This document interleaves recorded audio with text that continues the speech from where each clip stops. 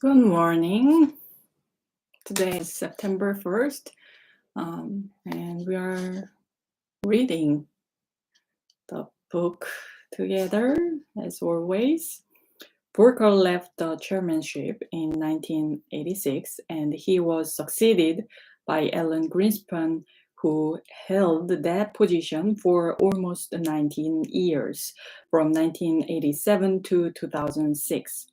One of Greenspan's important accomplishments for most of his tenure was achieving greater economic stability.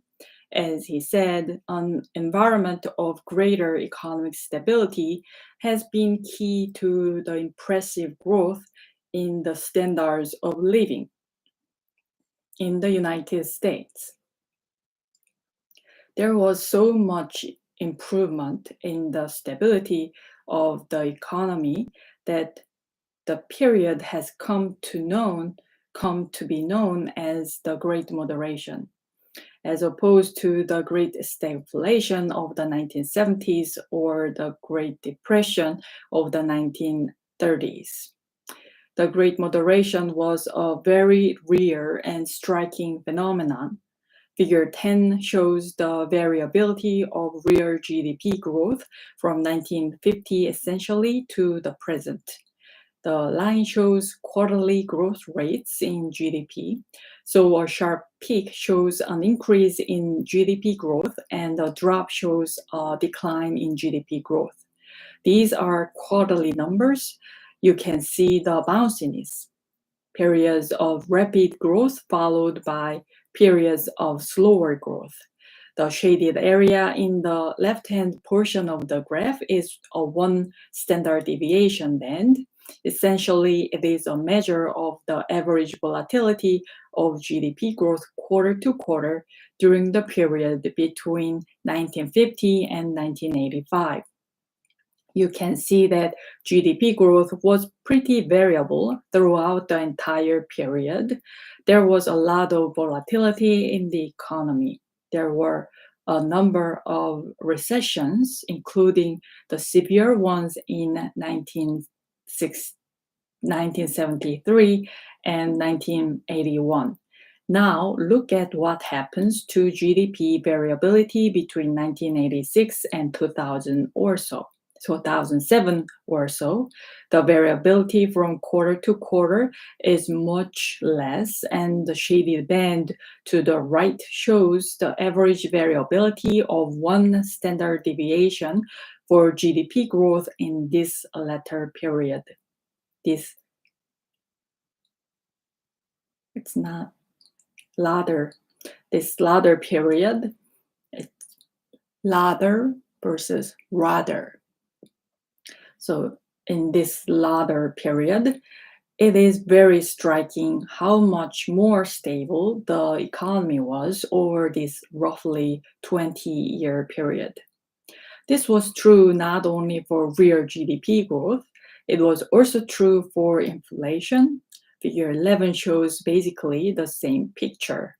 The vertical line in the middle of the graph splits the time period into pre-1986 and post-1986. The graph shows inflation quarter by quarter as measured by the CPI. Again, the shaded bar on the left side of the graph shows 1 standard deviation average volatility of inflation in the pre-1986 period. You can see the huge spikes in inflation in the 1970s, and then in post-1986, you see much lower volatility.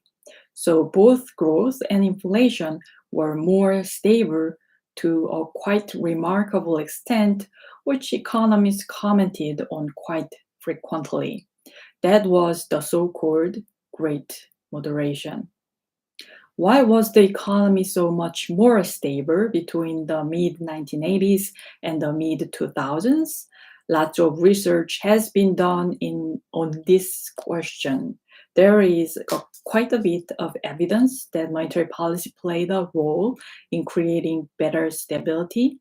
In particular, even though Volcker's efforts to bring down inflation in the in the early 1980s led to a deep recession and a lot of pain in the short term, there was a payoff.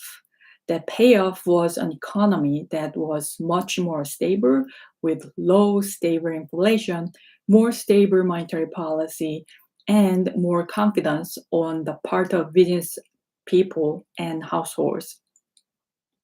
And that contributed very significantly to broader stability. Remember that Friedman pointed out that there was no long term trade off between inflation and unemployment. One could not permanently lower unemployment by keeping inflation a little higher. That is true, but in a different sense, low and stable inflation over a long period makes an economy more stable and supports healthy growth and productivity and economic activity. So, low inflation is a very good thing, and the reduction in inflation that occurred in the 1980s was really a global phenomenon. A lot of countries had inflation problems in the 1980s, but all around the world, even developing countries brought down their inflation rates quite considerably, and that has been a positive for economic growth and stability since the mid 1980s. Not all the great moderation was caused by monetary policy. Other factors, no doubt, played a role. One is general structural change in the economy. An example would be that over time, firms have learned how to manage their inventories much more effectively. The practice of so-called just-in-time inventory management is a practice in which, instead of having large stocks of inventory on hand, firms acquire inputs only when they need them for production. Not having large stocks of inventory on hand reduced an important source of fluctuations in the economy because if demand slows down and you have a big inventory, then you do not do any more production for quite a while until you run down that inventory. Improved management of inventories is just an example. I could cite many others of better business practices and other factors in the economy that made things more stable. And it may also be the case that there was just better luck. We had fewer oil price we have fewer oil price shocks and other things happening, and that too may have contributed to the great moderation. But as figures 10 and 11 showed, there was quite a striking change in the way the economy operated after the mid 1980s. Another aspect of the Great Moderation is that there were not any big damaging financial crises in the United States. There was a stock market crash in 1987, but it did not do much damage. A more significant event was the boom and bust in the dot-com stocks in the late 1990s, and that touched off a mild recession in 2001. But one of the inferences people took away from the Great Moderation was not only was the economy more stable, but the financial system seemed more stable as well.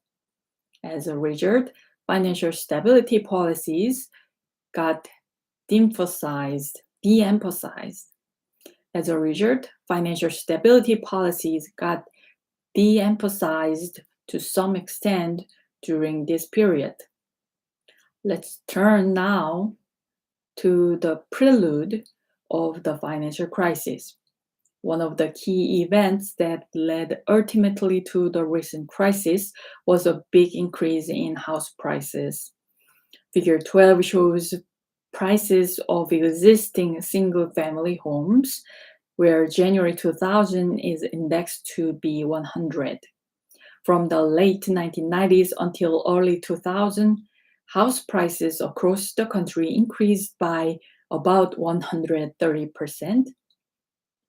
You can see that line going straight up, very sharp increases in home prices. And as I will discuss, at the same time that was happening, or perhaps a little bit later in the process, the lending standards for new mortgages to buy homes were deteriorating. Now, clearly, a big part of what was happening to create the housing bubble or the increase in housing prices was psychology. After all, the late 1990s was a period with a lot of optimism about tech stocks and the stock market more generally, and some of that optimism, no doubt, spilled over into the housing market. So there was an increasing sense that house prices would keep rising and that housing was a can't lose investment.